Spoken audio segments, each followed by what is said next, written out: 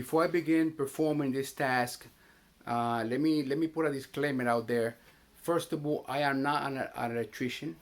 This video is not in no mean, shape, or form to teach you how to do this. If you never done this, I would suggest for you to hire a professional, hire a licensed electrician, so he could help you out. He or she could help you out.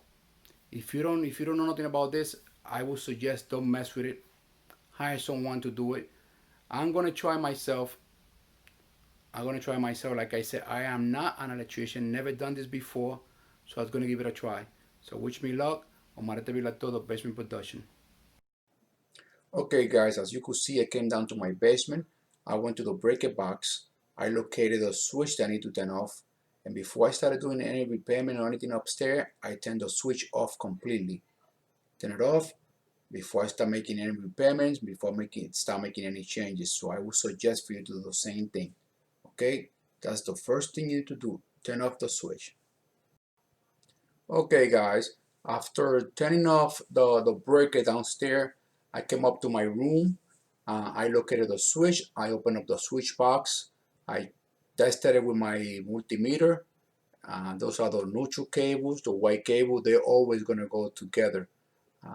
Remember, before you go ahead and try to touch this and open the switch box, make sure 100% that the breaker downstairs are off completely, okay, before you do anything.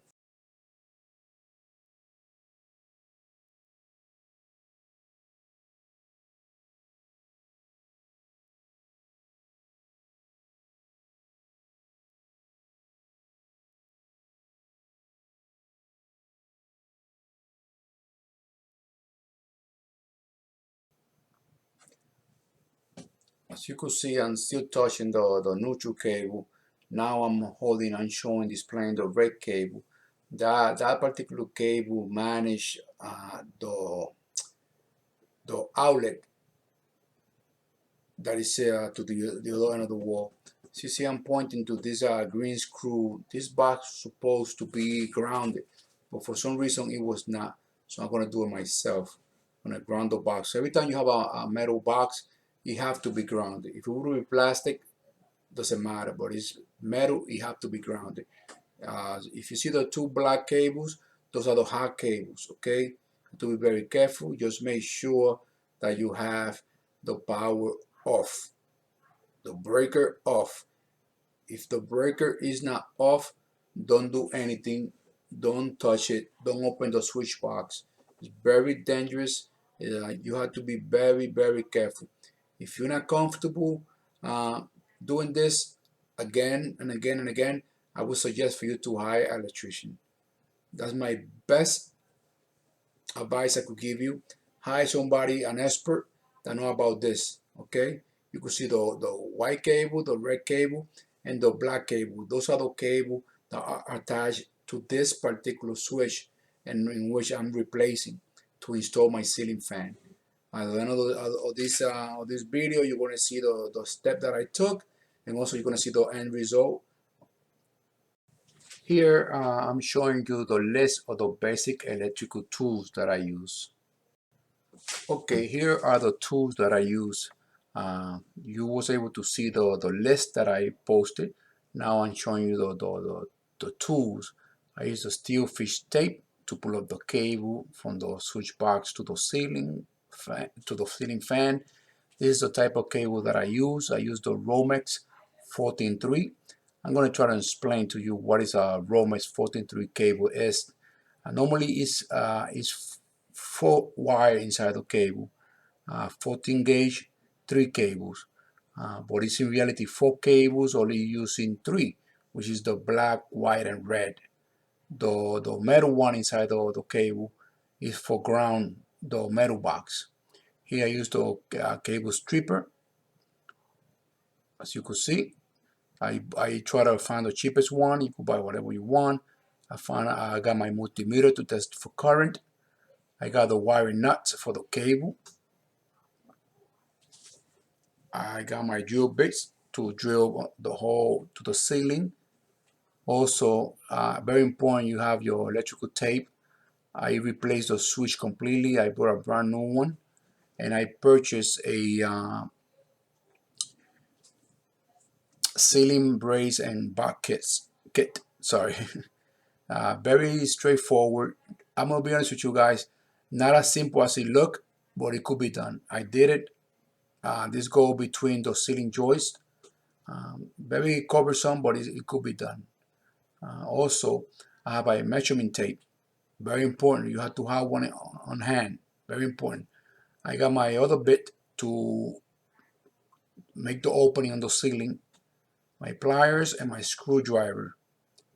You could have a Phillips screw, you could have a flathead, whichever you need, you have to have it available. Also, it's not showing, I use some gloves, I use some protective eyewear, and I had an electrical drill to make my job easier, faster. Okay, those are the tools that I needed. I also have a knife to slice open the cable. You have to be very careful with that. So like I said, you use the tools that you normally need. Those are the one that I thought it was gonna help me perform the job, do the job, and it became handy. As I was able to perform it, I was able to do the job, and it came out very good. Came out clean, came out nice.